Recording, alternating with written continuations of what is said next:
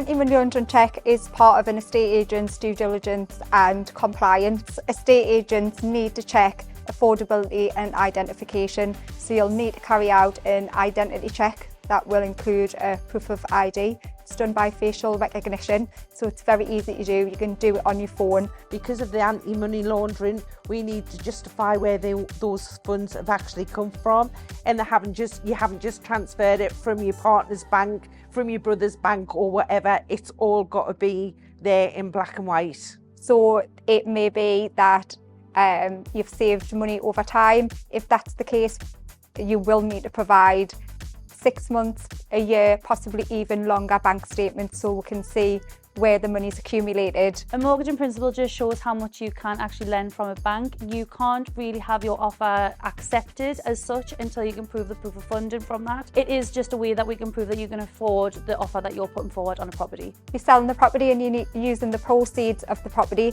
we will need a mortgage statement to show what you currently owe on your mortgage, and at this point we will contact the agent that you're selling through to see what the property sold for, so we can see how much equity you've got to put that forward for your onward purchase. If you were gifted the money as well, we'd also need proof of that.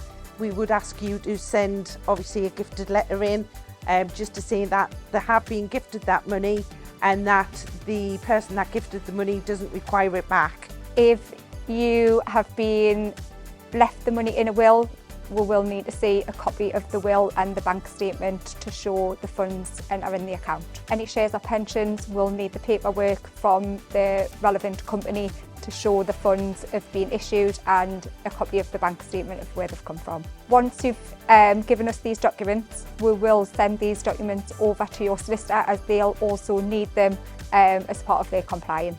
You can download a anti-money laundering guide which just explains it in a little bit more detail and also just breaks everything down for you.